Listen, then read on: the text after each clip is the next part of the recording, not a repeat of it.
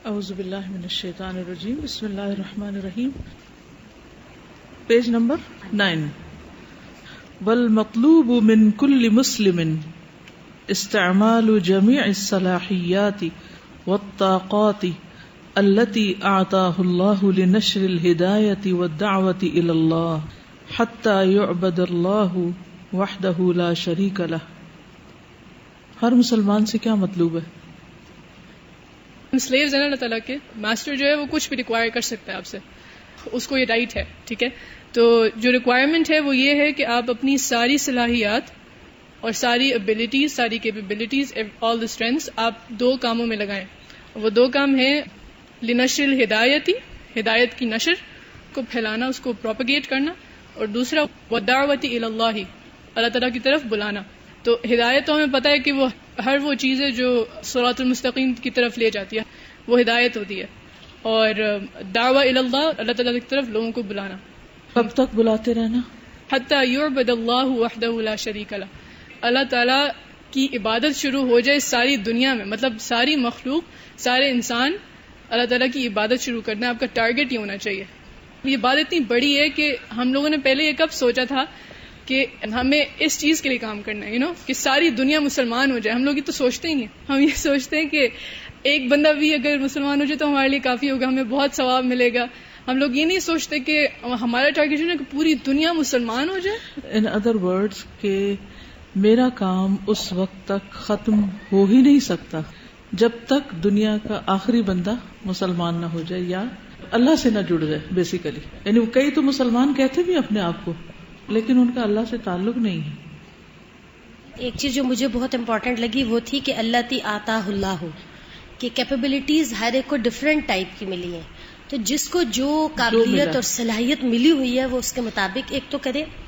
دوسرا یہ کہ قرآن مجید میں بھی ہم یعنی امت دعویٰ ہیں، کنتم خیر امت اخرجت للناس. تو ابھی تک ہم جو رول کر رہے ہیں نا وہ ہم آپس میں ہی کرنے میں لگے ہوئے ہیں. حالانکہ ہمارا حقیقی رول پوری امت کا یہ تھا کہ جو دوسرے لوگ ہیں یعنی نان مسلم جو ہیں ہم ان تک جائیں اور ان کو پہنچائیں. ہالی ووڈ کے ایک آسکر وننگ ایکٹر ہیں لیام نیسن. ان کا پچھلے سال دبئی میں ایک وزٹ تھا فیملی کے ساتھ. وہاں پر جب انہوں نے اذان سنی تو اس کا ان کے اوپر بہت ایک افیکٹ ہوا کہ he started actually learning about Islam. He was friends with Yusuf Estes.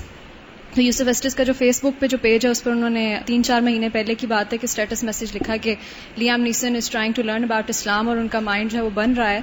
تو آپ میں سے ہر شخص سے میں ریکویسٹ کرتا ہوں، جتنے بھی میرے پیج کے ممبرز ہیں، وہ ایک لائن میں یا جتنا بھی ان سے ہو سکے کچھ ایکسپلین کر کے لکھیں. اور یہ ساری چیزیں میں ان کو پڑھاؤں گا آپ کے نام کے ساتھ. ان کی آپ ایک طرح سے ہیلپ کریں گے اسلام قبول کرنے میں. جب میں نے ان کا اسٹیٹس میسج پڑھا تو میں نے سوچا میرا کیا اس میں ہاتھ ہو سکتا ہے. میں نے اگنور کر دیا. جب میں سائن آؤٹ کیا تو ایک دم سے میرے ذہن میں آیا کہ وہی چڑیا کے چونچ کا جیسے ڈراپ ہو جائے گا، کچھ لکھ دیتی ہوں. تو میں نے وہ لکھ دیا. آج مجھے نیوز ملی ہے کہ ان کا اسٹیٹس میسج کہ الحمدللہ لیام نیسن ہیز ایکسیپٹیڈ اسلام. بہت خوشی ہوئی ہے جان کر کے. کیا پتہ اللہ تعالیٰ وہ ایفرٹ قبول کر لے، لیکن ایک حصہ تو ڈل گیا. بالکل الحمدللہ. چلیے آگے چلتے ہیں. بسم اللہ الرحمن الرحیم. والواجب على الأمة أن تتعلم حياة النبي صلی اللہ علیہ وسلم کاملۃ. اب ہوتا یہ نا کہ جب آپ ایک گول بنا لیتے ہیں تو اس گول کو اچیو کرنے کے لیے اسٹریٹجیز طے کرتے ہیں، طریقہ کار، کیسے پہنچیں گے وہاں، کرنا کیا ہے. تو پہلا کام کیا ہے کہ ہم حضور صلی اللہ علیہ وسلم کی زندگی کو جانیں، سیکھیں. تعلم جو ہے نا یہ صرف جاننا نہیں ہے بلکہ اس سے آگے بڑھ کر باقاعدہ سیکھنا ہے. یعنی سیرت کو سیکھنا کہ کس طرح یہ سب کام کیا تھا آپ نے، کاملتاً، مکمل طور پر. یہ نہیں کہ بٹس اینڈ پیسز میں جو اپنی چوائس کے حصے ہیں یا خود کو سوٹ کرتے ہیں بس وہ چیزیں لے لیں اور باقی ایک طرف نہیں، پوری کی پوری. لتستقیم علی اوامر اللہ، تاکہ تم اللہ کے احکامات پر استقامت حاصل کرو. وتتعلم جہد النبی صلی اللہ علیہ وسلم، اور تم سیکھو نبی صلی اللہ علیہ وسلم کی جد و جہد کو. لتقیم العالم علی الاستقامت علی دین اللہ عز وجل، تاکہ تم دوسروں کو بھی اللہ کے دین پر استقامت دے سکو، یعنی اس پہ جما سکو. سیکھنا اس لیے تاکہ ہم خود جمیں اور اس لیے بھی تاکہ دوسروں کو بھی اس راہ پر لا کے جما سکیں. وَبِسَبَبِ ضَعْفِ الْإِيمَانِ وَتَرْكِ الدَّعْوَةِ إِلَى اللَّهِ وَبِسَبَبِ ضَعْفِ الْإِيمَانِ اور ایمان کے کمزور ہونے کے سبب وَتَرْكِ الدَّعْوَةِ إِلَى اللَّهِ اور اللہ کی طرف دعوت دینے بلانے کو چھوڑنے کی وجہ سے صارت الامة تخاف امت ڈرنے لگ گئی ہے، امت کے اندر ڈر آ گیا ہے. من بطش الرؤساء والامراء، رؤساء رئیس کی جمع بڑے بڑے سرداروں، والامراء امیر کی جمع لیڈرز کی پکڑ سے کہ وہ ہمیں پکڑ لیں گے، ان کا خوف کھانے لگے، انسانوں سے ڈرنے لگے. ولا تخافوا من بطش اللہ جل جلالہ، اور اللہ جل جلالہ کی پکڑ سے ڈرتے ہی نہیں. یہ ڈر کیا ہے؟ دراصل سزا کس بات کی؟ اس بات کی کہ ہم اللہ سے نہیں ڈرتے. جو اللہ سے ڈرے گا اس کو پھر کسی اور سے ڈرنے کی ضرورت نہیں رہے گی. وتقدم جہد الدنیا علی جہد الدین، تقدم ہوتا ہے آگے بڑھنا، دنیا کی جد و جہد کو دین کی جد و جہد پر مقدم رکھنے کی وجہ سے امت ڈر رہی ہے. ومحبوبات النفس علی محبوبات الرب، اور نفس کی محبوبات کو رب کی محبوبات پر مقدم رکھنے کی وجہ سے، یعنی ہماری پرائرٹیز چینج ہو گئی. پرائرٹی کیا ہونی چاہیے تھی کہ جہد الدین پہلے ہو، اوپر ہو کس کے؟ جہد الدنیا کے. لیکن ہو کیا رہا ہے پریکٹیکلی؟ دنیا کے پیچھے بھاگ دوڑ زیادہ ہے بنسبت دین کے پیچھے بھاگنے کے. اور ہونا کیا چاہیے تھا کہ اللہ کی پسند کو اپنی پسند پر مقدم رکھیں، لیکن ہم اپنی خواہشات کے پیچھے زیادہ بھاگتے ہیں بنسبت یہ دیکھنے کے کہ اللہ تعالیٰ کیا چاہتا ہے. وَتُؤْثَرُ، اور ترجیح دی، وَتُؤْثَرُ الشہوات، شہوات کو، خواہشات کو، کس پر؟ عَلَى فِعْلِ الْأَوَامِرِ، احکامات کے ماننے پر، یعنی احکامات کے اوپر عمل کرنے کی بنسبت خواہشات کی پیروی مقدم ہو گئی. وَتُطِيعُ الْمَخْلُوقَ وَتَعْصِي الْخَالِقَ، اور مخلوق کی اطاعت کی اور خالق کی نافرمانی کی. وَبِسَبَبِ ضَعْفِ الْإِيمَانِ وَتَرْكِ الدَّعْوَةِ إِلَى اللَّهِ صَارَتِ الْأُمَّةُ تخاف من بطش الرؤساء والأمراء ولا تخاف من بطش الله جل جلاله وتقدم جهد الدنيا على جهد الدين ومحبوبات النفس على محبوبات الرب وتؤثر الشهوات على فعل الأوامر وتطيع المخلوق وتعصي الخالق. سب امت ہی اس کا فاعل ہے. وحين كانت الأمة قائمة بالدعوة إلى الله، وحين اور جس وقت، کانت تھی، الامت امت، قائمتن قائم، قائمتن کیوں پڑھا میں نے؟ کانا کی خبر ہے، ٹھیک ہے. وحین کانت الامت قائمتن، اور جس وقت امت قائم تھی، بالدعوت الی اللہ، دعوت الی اللہ کے کام میں کر رہی تھی. کانت کل یوم تنزل الہدایہ، کانت تھی، کل یوم ہر دن کیا ہوتا؟ تنزل اترتی، الہدایہ ہدایت. وَيَظْهَرُ الْحَقِّ، اور ظاہر ہوتا حق. وَيَزْهَقُ الْبَاطِلِ، اور بھاگ جاتا باطل. إِنَّ الْبَاطِلَ كَانَ زَهُوقًا. وَيَنْتَشِرُ التَّوْحِيدُ، اور پھیلتی جاتی تھی توحید. وَيَنْحَسِرُ الشِّرْكُ، اور شکست کھا رہا تھا شرک. آج ہم دیکھنا تو یہ چاہتے ہیں، یہی دیکھنا چاہتے ہیں نا کہ شرک کا خاتمہ ہو اور توحید عام ہو جائے اور باطل چلا جائے اور حق ظاہر ہو جائے اور ہر طرف ہدایت ہی ہدایت ہو. لیکن اس کے لیے جو کی ہے الدعوہ الی اللہ، وہ ہم نے گم کر دی ہے. تو جب کی نہیں، دروازہ ہی نہیں کھلا، تو پھر یہ سب کچھ ہم دیکھیں گے کہاں سے؟ ٹھیک ہے نا. تو جب تک یہ کام نہیں کریں گے اس وقت تک یہ نتائج سامنے نہیں آئیں گے جو آگے بیان ہوئے. آج میں حسن بصری کا ایک قول پڑھ رہی تھی، وہی کتاب جو میری بہت فیوریٹ ہے آج کل، مشکلات کا مقابلہ. اس میں انہوں نے لکھا ہوا تھا حسن بصری کا قول ایک، کہ لوگوں تم پر حجاج بن یوسف اللہ کے عذاب کی صورت میں مسلط ہوا ہے، یہ اللہ کا عذاب ہے تم پر، یعنی ظالم حکمران. اس کا مقابلہ تلوار سے نہیں استغفار سے کرو. کیا مطلب؟ جب بھی تم دیکھو کہ تمہارے اوپر کوئی ایسی مصیبت آ گئی یا دشمن مسلط ہو گیا ہے تو پھر اس کا مقابلہ اپنی غلطیوں کو دیکھو کہ ہم کہاں کوتاہی کر رہے ہیں. جیسے صحابہ کرام نے ایک جنگ کے موقع پر باوجود طاقت کے اور حملے کرنے کے جب کامیابی نہیں ہوئی تو انہوں نے سر جوڑ کے سوچا کہ غلطی کہاں ہے, کمی کہاں ہے, کوتاہی کہاں ہے. تو اس وقت ان کی کوتاہی دعوت اللہ میں نہیں تھی, ان کی کوتاہی صرف ایک سنت سے تھی کہ وہ حملوں کی کثرت کی وجہ سے, مشغولیت کی وجہ سے مسواک نہیں کر پا رہے تھے. تو جب انہیں سمجھ آیا کہ ہاں ہم اجتماعی طور پر ایک سنت کو چھوڑ گئے ہیں, تو انہوں نے جب اس سنت پر عمل کیا تو اللہ تعالیٰ نے کامیابی دی, رستہ کھل گیا.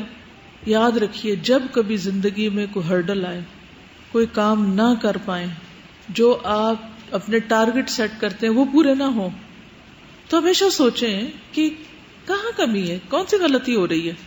اگر ایسے بے وجہ دل بیٹھا جائے, ہمت جواب دینے لگے, تو سوچیں کون سی چیز چھوڑی ہوئی ہے میں نے. اپنا احتساب شروع کر دیں اور اللہ تعالیٰ سے دعا کریں کہ اللہ تعالیٰ مجھے دکھا دیں مجھے کیا کرنا ہے, اور اللہ تعالیٰ ضرور دکھائیں گے آپ کو. اور ایک دم ایسے لگے گا کہ جیسے وہ گرہ کھل گئی اور پانی باہر آنے لگ گیا, وہ رکاوٹ دور ہو جائے گی. لیکن ہمارا دھیان ادھر نہیں جاتا عام طور پہ, کیونکہ استغفار کے تو کتنے ہی فائدے ہیں نا, ہر طرح کی نعمتوں کی فراوانی, خوشحالی.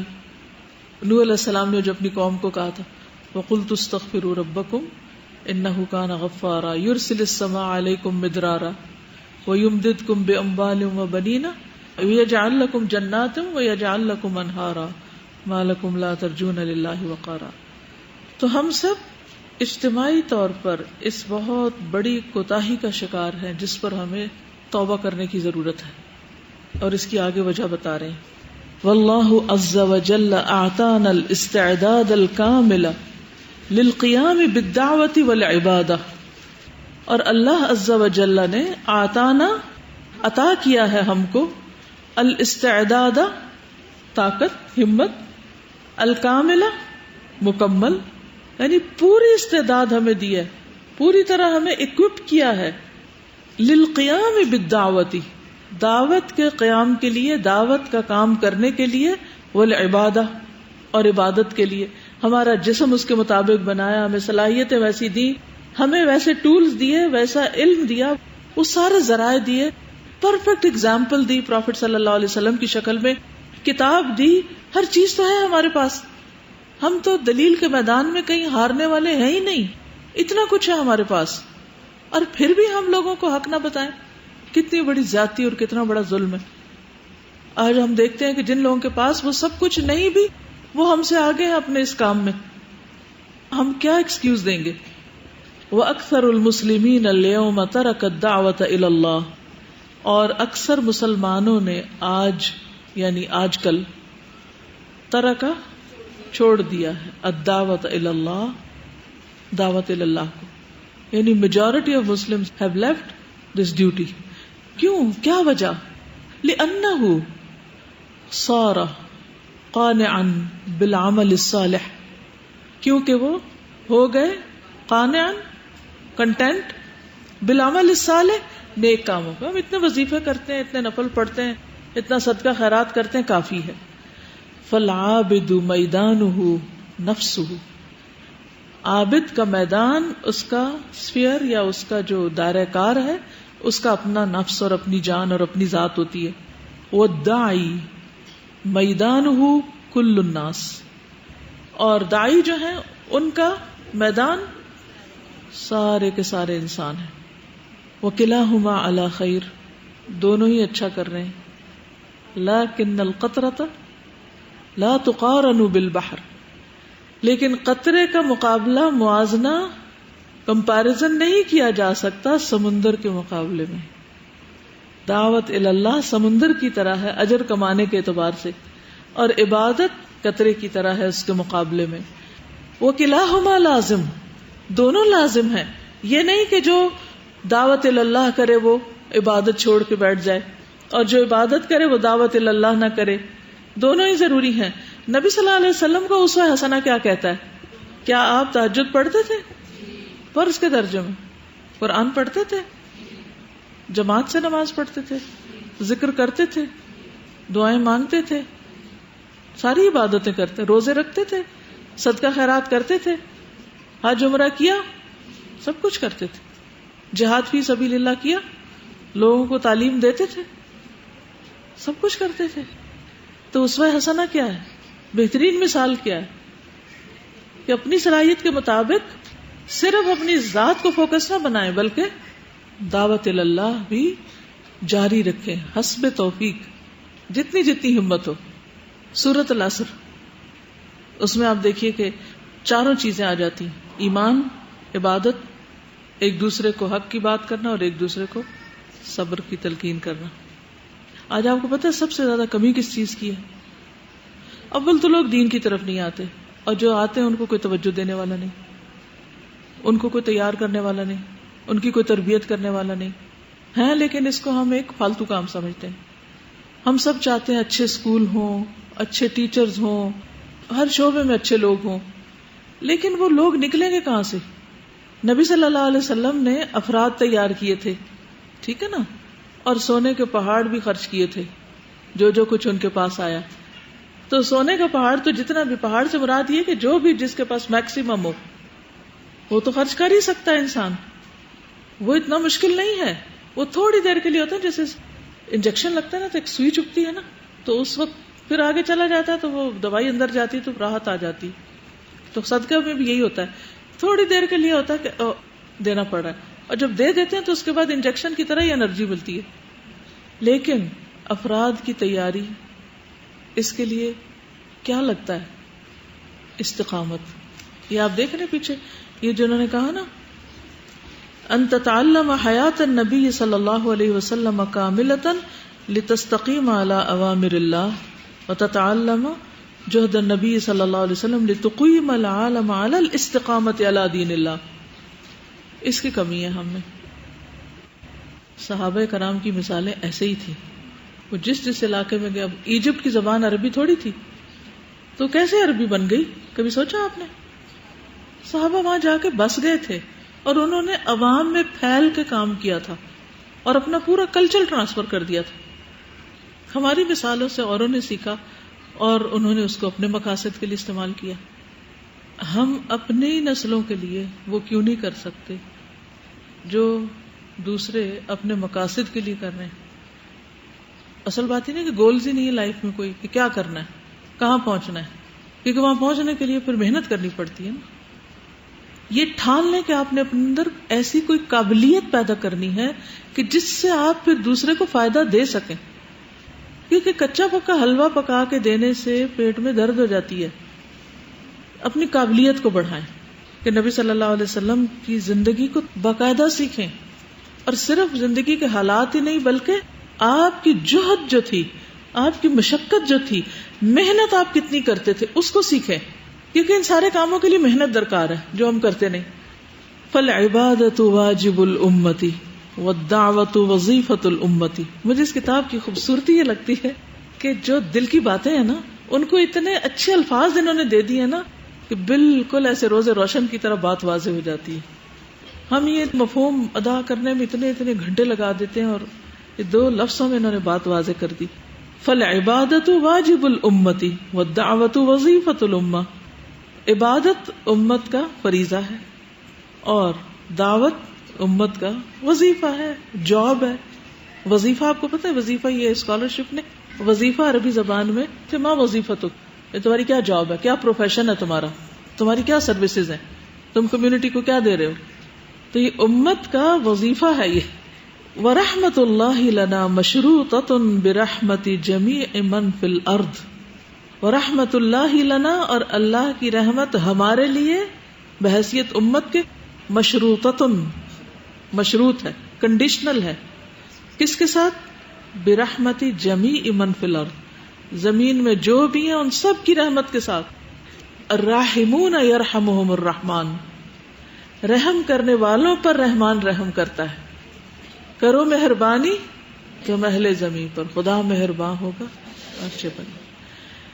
یعنی جب تک تم انسانوں کے ساتھ ہمدردی نہیں برتو گے اس وقت تک تم پہ رحمت نہیں آئے گی، تمہارے ساتھ رحمت نہیں ہوگی. وَكَيْفَ نَكُونُ رحمۃ للعالمین، اور کس طرح ہم ہوں رحمۃ للعالمین. حالانکہ نبی صلی اللہ علیہ وسلم کو کیا بنا کے بھیجا گیا تھا؟ رحمۃ للعالمین. وقد ترکنا الکفار والمشرکین والعصاة تائہین ضالین منحدرین فی اودیۃ الکفر والفسق والفساد. وقد ترکنا یعنی ہم کس قسم کے رحمت ہیں، ہم کس قسم کی مرسی ہیں towards the nations of the world, حالانکہ ہم نے چھوڑ دیا. وقد ترکنا کس کو چھوڑ دیا؟ الکفار والمشرکین والعصاة. عصاة عاصی کی جمع گناہگاروں کو. ہم نے کفار مشرکین گناہگاروں کو چھوڑ دیا. تائہین بھٹکتے پھریں، یتیہون فی الارض پڑھا نا قرآن میں، ضالین گمراہ ہونے والے، منحدرین گرنے والے. انحدار ہوتا ہے نا، نکالیے ڈکشنری. ہا دال را، حدرا. جو پہلے نکالے گا اس کے لیے شاباش. دیکھیں کون نکالتا ہے. ہا دال را، بھول گیا؟ شاباش. کیا ہے؟ جتنی جلدی اور جتنی زیادہ ڈکشنری کی عادت ہوگی اور لفظ نکالنے کی، اتنی تیزی سے آپ یہ اگلی کتاب خود پڑھ سکیں گے. بلیو می، میں گارنٹی دیتی ہوں آپ کو. کیا لکھا ہے؟ حدرا کا معنی تھا نیچے اترنا، ذلت کی پستیوں میں گرنا جس کو ہم کہتے ہیں نا، تو یہاں اس کا معنی یہ نکلے گا. اور انحدار، انحدرت من الجبل الى مدینہ، میں پہاڑ سے شہر کی طرف اترا. بس مری سے نیچے اسلام آباد آ گیا. اوکے. منحدرین اصل میں ہے منفعلین کے وزن پر گرنے والے. وہ گرے ہوئے ہیں، بھٹکے ہوئے ہیں فی اودیۃ الکفر. اودیہ کس کی جمع؟ وادی کی. کفر کی وادیوں میں. والفسق والفساد، نافرمانی اور فساد کی وادیوں میں وہ بھٹکتے پھر رہے ہیں. میں اب دوبارہ اس کی ذرا سی ریڈنگ کر دیتی ہوں. وَرَحْمَةُ اللَّهِ لَنَا مَشْرُوطَةٌ بِرَحْمَةِ جَمِيعِ مَنْ فِي الْأَرْضِ وَكَيْفَ نَكُونُ رَحْمَةً لِّلْعَالَمِينَ وَقَدْ تَرَكْنَا الْكُفَّارَ وَالْمُشْرِكِينَ وَالْعُصَاةَ طَائِهِينَ ضَالِّينَ مُنْحَدِرِينَ فِي أَوْدِيَةِ الْكُفْرِ وَالْفِسْقِ وَالْفَسَادِ. پڑھیے، ریڈنگ بھی آنی چاہیے. پڑھیے.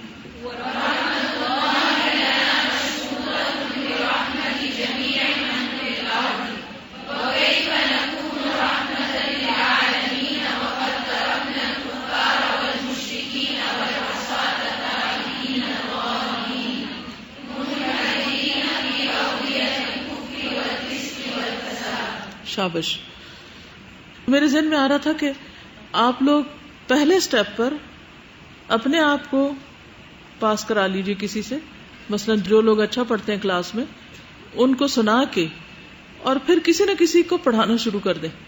تو آپ حیران ہوں گے کہ جب آپ اس کو پڑھا رہے ہوں گے نا تو آپ کو جلدی سمجھ آئے گا، جلدی یاد ہوگا. کسی ایک کے ساتھ، بے شک میں نہیں کہتی کہ پوری کلاس آپ شروع کر دیں کیونکہ پھر پھنس نہ جائیں کہیں یا چھوڑ نہ بیٹھیں گھبرا کے، لیکن کسی ایک کے ساتھ شروع کر دیں اور اس کو ریڈنگ بھی کروائیں اور ترجمہ بھی بتائیں اور پھر اس کے ساتھ ڈسکشن بھی کریں. یہ صرف ایک بہانہ ہے کس چیز کا؟ اس پر اور گرپ لانے کا، اس میں پختگی حاصل کرنے کا. اور اگر عربک لینگویج پر گرپ آ گئی نا آپ کی، تو آپ یقین کریں کہ بہت سی چیزوں کے دروازے کھل جائیں گے. وَمِنَ الْعَجِيبِ أَنَّنَا نَقْطَعُ صَلَاةَ الْفَرِيضَةِ لِإِنْقَاذِ نَفْسٍ مِّنَ الْهَلَاكِ وَهَذَا وَاجِبٌ وَنَتْرُكُ مَا هُوَ أَعْظَمَ مِنْهُ وَهُوَ تَرْكُ مَلَايِينِ الْبَشَرِ يَغْرَقُونَ فِي أَوْدِيَةِ الْكُفْرِ وَالْفُسُوقِ وَالْعِصْيَانِ وَيَذْهَبُونَ إِلَى النَّارِ بَعْدَ مَوْتِهِمْ. وَمِنَ الْعَجِيبِ، اور عجیب بات ہے، بڑی ہی حیرت کی بات ہے. اننا، بے شک ہم، نقطع چھوڑ دیتے ہیں، کاٹ دیتے ہیں، ترک کر دیتے ہیں، صلاۃ الفریضہ، فرض نماز. کس لیے؟ لانقاذ نفس من الہلاک. انقاذ ہوتا ہے بچانا، چھڑانا. نفس لانقاذ نفس، ایک جان کو چھڑانے کے لیے، بچانے کے لیے، من الہلاک، ہلاکت سے. مثلا اگر کسی نے دیکھا کہ کوئی بچہ گٹر میں گر پڑا ہے اور ادھر سے جمعے کی اذان ہو گئی ہے، وہ جماعت کے لیے جائے گا کہ بچے کو نکالے گا وہاں سے؟ کیا پتا اس میں اس کی سارا جمعہ ہی نکل جائے. پھر تو وہ پہلے جمعہ پڑھ کے آئے، پھر بچہ کو نکالے؟ پہلے کیا کرے گا؟ بچے کو نکالے گا، ہے نا. اور اس کا یہ کرنا نیکی کا کام ہوگا یا گناہ کا؟ اس نے تو جمعہ چھوڑ دیا. انسانی جان کو بچانا اتنا ضروری ہے کہ اگر اس کی وجہ سے کہیں نماز بھی چلی جائے تو کوئی بات نہیں، اس کی بجائے وہ ظہر پڑھ لے گا. جمعہ چھوٹ گیا، ظہر پڑھ لے گا. اگر ظہر چھوٹ گئی تو عصر کے ساتھ ملا لے گا. رخصت ہے اس چیز کی. لیکن کسی کو مرنے کے لیے نہیں چھوڑا جا سکتا، ہلاکت کے لیے نہیں چھوڑا جا سکتا. اسلام میں اتنا بڑا حکم ہے. وَهَذَا وَاجِبٌ، اور یہ واجب ہے کہ اس وقت نماز چھوڑے اور جان بچائے. وَنَتْرُكُ مَا هُوَ أَعْظَمَ مِنْهُ، اور ہم چھوڑ دیتے ہیں جو اس سے بھی بڑی چیز ہے. ایک بچے کو گٹر سے بچانے سے بھی بڑی چیز ہے. وَهُوَ، اور وہ کیا ہے؟ تَرْكُ مَلَائِينِ الْبَشَرِ، ملینز آف پیپل کو چھوڑ دینا. ترک چھوڑنا، ملائین ملین کی جمع ہے، ملین کی عربی ملین ہوتی ہے اور ملائین اس کی جمع. البشر انسان. کون سے بشر؟ یغرقون فی اودیۃ الکفر. اب مجھے یہاں شک ہو گیا کہ یغرق ہے یا یغرق ہے یا یغرق ہے. آپ دیکھ کر مجھے بتائیے. کھولیے. نہیں تکا نہیں لگانا، کھولنا ہے. کیونکہ عربی جب پڑھ رہے ہوتے ہیں نا تو اس وقت منہ سے نہیں بولنی ہوتی. ریڈنگ میں نے کی تو میں نے کہا تو سب آتا ہے. نکالی. یغرقون ٹھیک پڑا. وَهُوَ تَرْكُ مَلَائِينِ الْبَشَرِ يَغْرَقُونَ فِي أَوْدِيَةِ الْكُفْرِ، کہ وہ ڈوب رہے ہیں کفر کی وادیوں میں. وَالْفُسُوقِ وَالْعِصْيَانِ، گناہ اور نافرمانی کے کاموں میں ڈوبے ہوئے ہیں، غرق ہوئے ہوئے ہیں. وَيَذْهَبُونَ إِلَى النَّارِ بَعْدَ مَوْتِهِمْ، اور جا رہے ہیں آگ کی طرف اپنی موت کے بعد. اور ہم اپنی عبادت میں مشغول ہیں. کافی ہے ہمارے لیے کہ ہم خود تہجد پڑھ لیں، روزہ رکھ لیں، ذکر اذکار کر لیں. کیا لازم ہے کہ ہم جا کے اوروں کی فکر کرتے پھریں؟ اگر ہم ان میں شامل ہوتے. اور آپ یقین کریں کہ آج کل گرمی ہے نا تو یہ بات سمجھ میں بھی بڑی اچھی طرح آتی ہے کہ جہنم میں جانا، اگر نفس کا دھوکہ ذرا سا ہٹ جائے نا، کیونکہ ہم ہر وقت اپنے آپ کو دھوکہ دیتے نہیں مجھے کچھ نہیں ہونا، میں تو بہت نیک ہوں. نہیں، اگر ہو گیا کچھ تو اگر پکڑ ہو گئی پھر کیا ہوگا؟ محسوس تو کریں، سوچے تو صحیح. کیا ہمت ہے برداشت کرنے کی؟ نہیں. تو پھر ابھی تو ٹائم ہے نا. کل میں جب کلاس سے واپس گئی تو عصر کی جب میں نماز پڑھی تو میں اتنی خوش ہو رہی تھی کہ اللہ تعالیٰ ابھی تو نے زندگی دی ہے اور میں اس جا نماز پہ کھڑی ہوں اور میں تجھے یاد کر سکتی ہوں اور میں پڑھ سکتی ہوں. ایک دن وہ بھی ہوگا کہ یہ سلسلہ ختم ہو جائے گا. ہمیں نماز کیوں بھاری لگتی، کیوں مشکل لگتی؟ ہمیں شکر کرنا چاہیے کہ نماز کا وقت آیا اور ہم اپنی آگ بجھائیں. وہ حدیث میں آتا ہے نا، تحترقون، آگ جلاتے ہو پھر نماز پڑھتے ہو تو پھر وہ آگ بجھ جاتی. یعنی ہر انسان گناہوں کی آگ بھڑکا رہا ہے، اپنے لیے بھڑکا رہا ہے، جہنم تیار کر رہا ہے اپنے لیے خود ہی. پھر جب وہ نماز آتی ہے تو یہ نماز کیا کرتی ہے؟ ان گناہوں کو جلاتی ہے اور اس آگ کو بجھاتی ہے. تو جو چیز ہمارے اتنے فائدے میں ہے اس سے ہم اتنی مشکل میں، آخر کیوں؟ کس دھوکے میں؟ وَمِنَ الْعَجِيبِ أَنَّنَا نَقْطَعُ صَلَاةَ الْفَرِيضَةِ لِإِنْقَاذِ نَفْسٍ مِنَ الْهَلَاكِ وَهَذَا وَاجِبٌ وَنَتْرُكُ مَا هُوَ أَعْظَمَ مِنْهُ وَهُوَ تَرْكُ مَلَائِينِ الْبَشَرِ يَغْرَقُونَ فِي أَوْدِيَةِ الْكُفْرِ وَالْفُسُوقِ وَالْعِصْيَانِ وَيَذْهَبُونَ إِلَى النَّارِ بَعْدَ مَوْتِهِمْ. پڑھیے.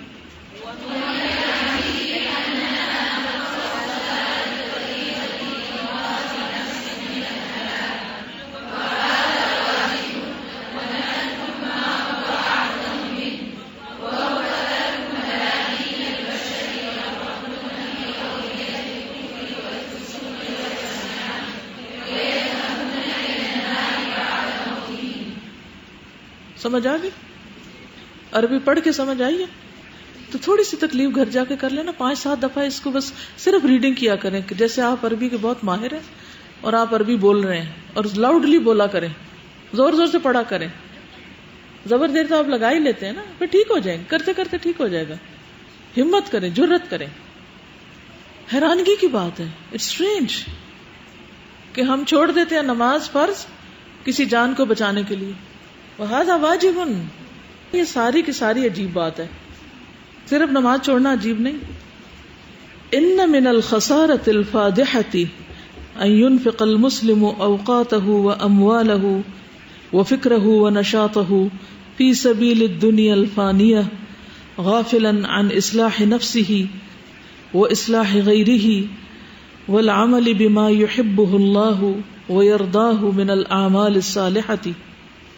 ان بے شک من الخسارتی خسارے میں سے ہے، الفادحتی فادحہ فا دال ہا، جیسے گریو کے معنی میں نہیں ہوتا مصیبت، یعنی مصیبت والا بہت بڑا خسارہ ہے.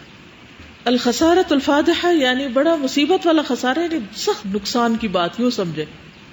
اینفق کہ خرچ کرے، المسلم مسلم، یعنی اس سے بڑا تو خسارہ، حد سے زیادہ مصیبت والی بات کوئی ہے ہی نہیں کہ مسلمان اپنے اوقات خرچ کرے، وہ اموالہ اور اپنے اموال، وہ فکرہ اور اپنی فکر سوچ ہم غم، وہ نشاطہ اور اپنی ایکٹیویٹی، فی سبیل الدنیا الفانیہ فانی دنیا کے راستے میں سب کچھ کھپا دے.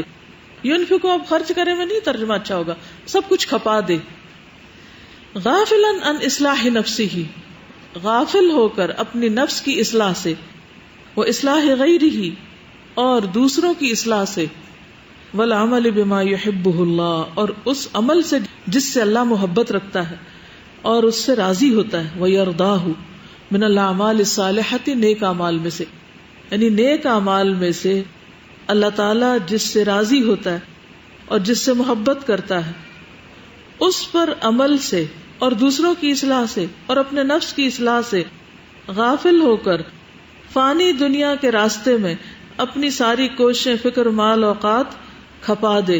اس سے بڑا خسارہ کوئی نہیں. اب یہ بیکورڈ ترجمہ کیا میں نے، ٹھیک ہے. اب آپ سیدھی طرف سے سوچئے، پڑھیے اس کو.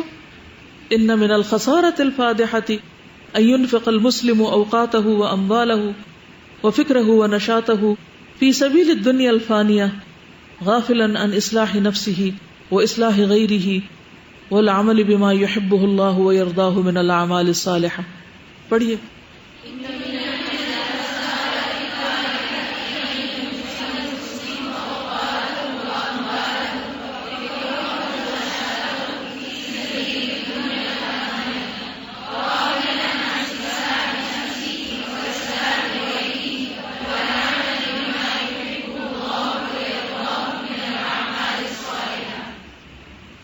کیا سمجھ آیا؟ دیکھیں جیسے آج ہم نے پڑھا نا والعصر ان الانسان لفی خسر، یہ سمجھے کہ اسی کی تفسیر ہے کہ انسان یقینی طور پر خسارے میں. ان الانسان لفی خسر، لام کس کا ہے؟ تاکید کا. تاکید کیا ہوتا ہے؟ یقینی طور پر، بات ہی یہی ہے. لفی خسر، خسر کے اندر ہے، خسر میں ڈوبا ہوا ہے، نقصان میں.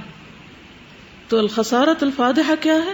کہ مسلمان اپنے اوقات، اپنے مال، اپنی فکر، اپنی نشاط فانی دنیا کے راستے میں کھپا دے اور جو کرنے کا کام ہے اس سے غافل رہے. اس سے بڑا نقصان کوئی نہیں. آپ کا کیا خیال ہے؟ آج صبح سے آپ یہاں بیٹھے ہوئے تھے، اگر یہ ٹارگٹ سیٹ نہ کیا ہوتا تو کوئی یہاں بیٹھتا ہے اس وقت کہ ہم ذرا دوبارہ بیٹھ جائیں؟ نہیں بیٹھتے نا. اگر آپ نے نہ کہا ہوتا تو میں یہاں بیٹھتی؟ میں کبھی بھی نہ بیٹھتی.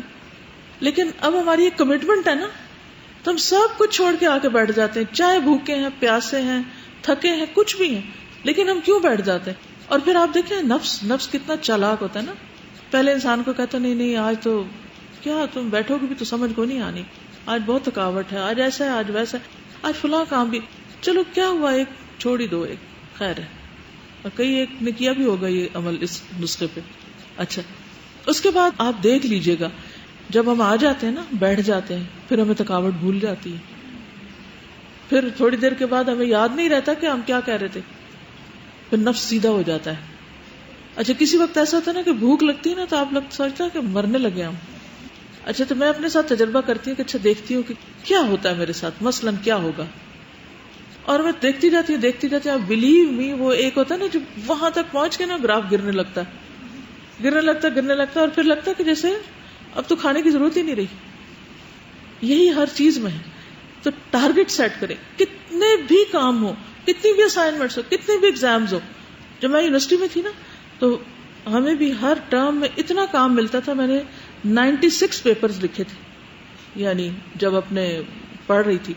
اچھا، اب اس میں آپ دیکھیے کہ میں نے اپنے ساتھ تہیہ کیا ہوا تھا، کتنا بھی مشکل پیپر ہو میں نے قرآن ضرور پڑھانا ہے، ہر روز پڑھاتی تھی، یعنی ہفتے میں 1 دن 2 دن ہر روز. اور کیا ٹائم رکھا ہوا تھا، جب کھانے کی ڈنر کی بیل ہوتی تھی نا وہاں، تو اس سے میں نے 15 منٹ پہلے 20 منٹ پہلے کا ٹائم سلاٹ فکس کیا ہوا تھا. شروع میں ہمارے پاس 2-4 لوگ تھے، لیکن اللہ کے فضل سے جمی رہی ماشاءاللہ سوائے صرف چند ایتھیسٹ لڑکیوں کے پورا ہاسٹل آنے لگ گیا. وہ پتہ کہاں سے میں نے حکمت سیکھی تھی؟ یوسف علیہ السلام سے. انہوں نے کہا تھا اس سے پہلے کہ وہ کھانا آئے تو میں تمہیں بس اتنی سی دیر، تو میں سب لڑکیوں سے کہتی تھی دیکھو تم نے کھانے کے لیے تو آنا ہی ہے نا، یہ نیکسٹ ڈائننگ ہال ہے اور یہ ہمارا کامن روم ہوتا ہے. تو وہ راستے میں پڑتا تھا تو سب اپنی اپنی چیزیں اٹھائے ہوئے جا کے بیٹھ جاتے تھے اور سن کے پھر اس کے بعد کھانے پہ چلے جاتے تھے. میں ان کو یہی کہتی تھی کہ دیکھو تم لوگوں نے ایگزام میں کھانا چھوڑا ہے، کس نے ڈنر اسکپ کیا؟ کسی نے بھی نہیں، سب کھانے آتے ہیں. تو قرآن کیوں اسکپ کر دیں؟ سب کی سمجھ میں آ گئی بات.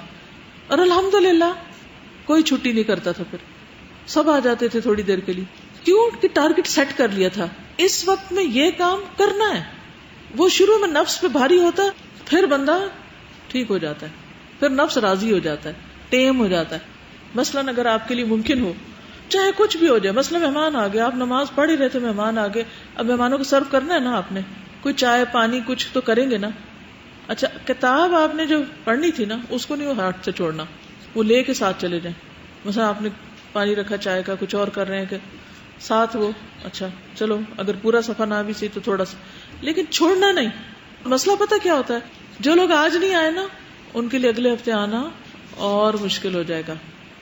چھوٹ گیا تو گیا، یہ انسانی کمزوریاں ہیں. تو اپنے ٹارگٹ سیٹ کریں، بہت ان ریئلسٹک بھی نہیں سیٹ کریں کہ جو کر ہی نہ سکے. ایک کر لیں، اس پہ پکے ہو جائیں، وہ کنٹرول میں آ جائے، پھر ایک اور کر لیں، پھر ایک اور کر لیں، تو انشاءاللہ ہوتے جائیں گے. مجھے پیراگراف پڑھ کے فیل ہو رہا تھا کہ تمام تر ریسورسز کو اور تمام تر صلاحیتوں کو ایک جگہ پہ فوکس کرنا کتنا امپورٹنٹ ہے. مینس اوقاتہ اموالہ و فکرہ و نشاتہ. اب ان میں سے کوئی ایک بھی ذرا سا بھی اپنے اینگل سے سلپ ہوا نا، وہ دوسری کو خود بخود ہی لے کے جائے گا. مینس ان چاروں کو ایک جگہ باندھ کے رکھنا از ویری امپورٹنٹ. اگر آپ کی فکر کسی طرف جا رہی ہے نا، آپ کا مال بھی اسی طرف جائے گا اور آپ کا وقت بھی اسی طرف جائے گا. وہ سوئیاں ساری ایک جگہ سے نا پوائنٹ آف فوکس سے ہلنا شروع ہو جاتی ہیں. بن جاتا ہے نا، اگر اس میں سے ایک بھی وہ چیز مسنگ ہو تو خوبصورت نہیں رہے گا. بالکل، تو خود کو باندھنا پڑے گا، ٹھیک ہے، اور یہ ساری چیزیں ساتھ باندھنی پڑیں گی. والمسلم اذا لم يسلك طريق الانبياء والمرسلين لم يبق له الا حياة البهائم والطواغيت والشياطين. والمسلم اور مسلمان اذا لم يسلك جب نہ چلے طریق الانبیاء والمرسلین انبیاء اور رسولوں کے طریقے پر، لم يبق له نہیں باقی رہتا اس کے لیے الا حیات البہائم مگر جانوروں والی زندگی. اس کے لیے کچھ باقی نہیں رہتا مگر جانوروں کی زندگی. بہائم بہیمہ کی جمع، وہ طواغیت طاغوت کی جمع سرکش، وہ شیاطین اور شیطان. یعنی پھر انسان کی زندگی شیطانی زندگی بن جاتی ہے، طاغوتی زندگی اور جانوروں والی زندگی، اگر وہ انبیاء اور مرسلین کے طریقے پہ نہیں چلتا. یعنی 2 راستے ہو گئے، ایک انبیاء اور مرسلین کا راستہ اور دوسرا بہائم طواغیت اور شیاطین کا راستہ. تیسرا تو کوئی ہے نہیں، بیچ کا مڈل پاتھ کوئی نہیں. والمسلم اذا لم يسلك، لم يسلك کیوں کہا میں نے؟ لم کیا کرتا ہے؟ جازم ہوتا ہے، جزم دیتا ہے. والمسلم اذا لم يسلك طریق الانبیاء والمرسلین لم يبق له الا حیات البہائم والطواغیت والشیاطین. والمسلم اذا لم يسلك طريق الانبياء والمرسلين لم يبق له الا حياة البهائم والطواغيت والشياطين. احسنت. ومن المؤسف، مؤسف ہوتا ہے اسف سے، شدید دکھ. ومن المؤسف حقا اننا نقف ضد مرتكب الجريمة في شأن المخلوق ولا نقف ضد مرتكب جريمة الكفر والشرك في شأن احكم الحاكمين.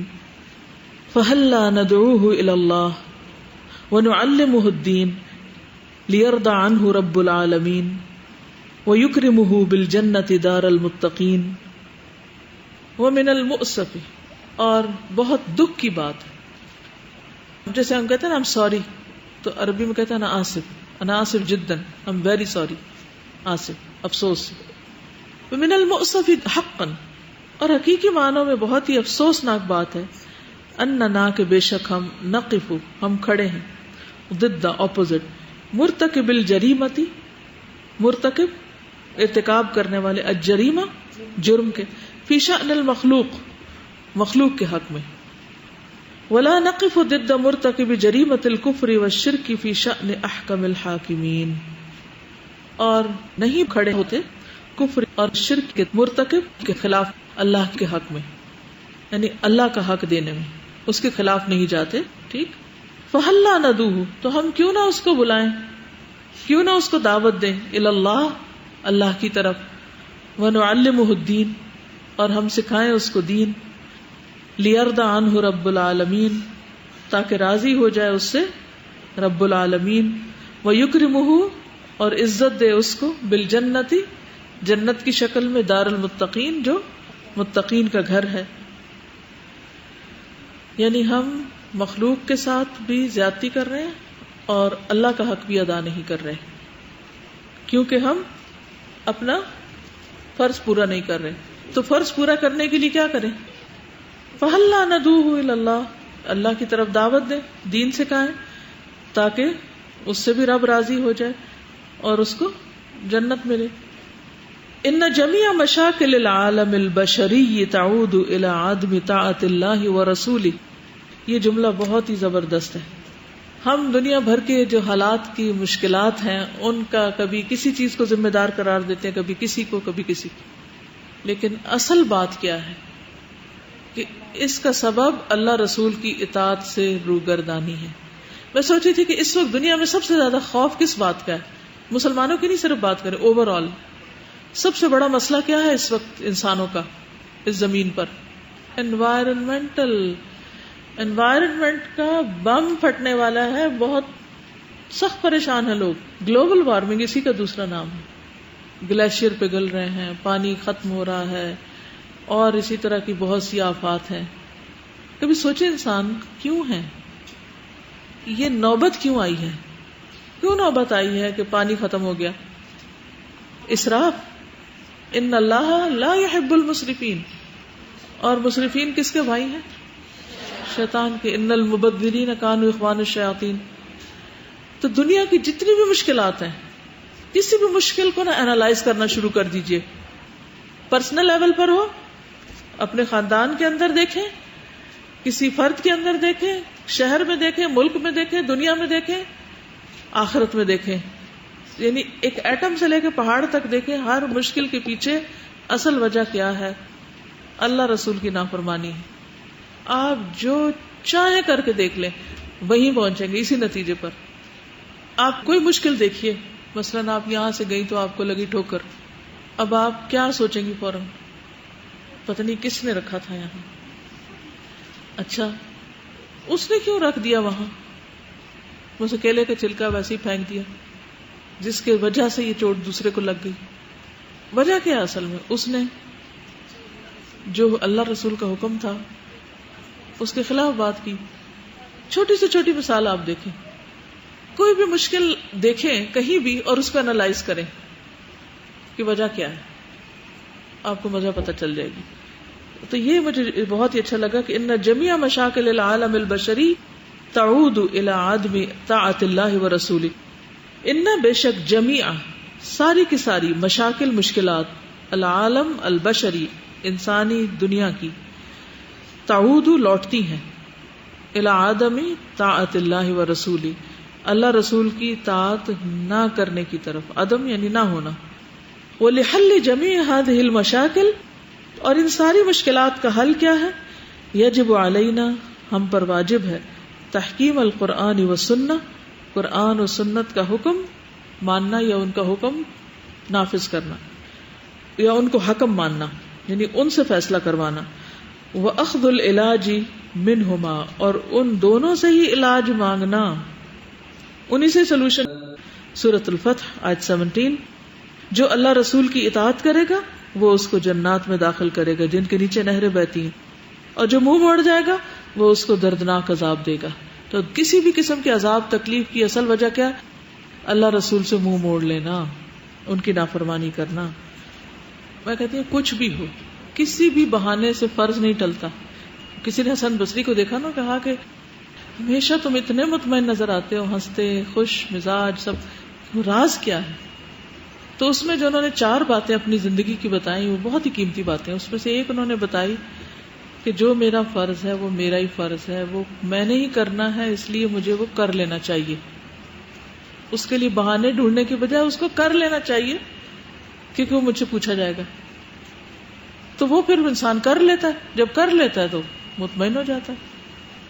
ہم نے اپنے آپ کو نا ایک روم میں بند کر لیا ہے جس کے ارد گرد وہ ایک مرر روم نہیں ہوتا جس میں چاروں طرف شیشے ہوتے ہیں.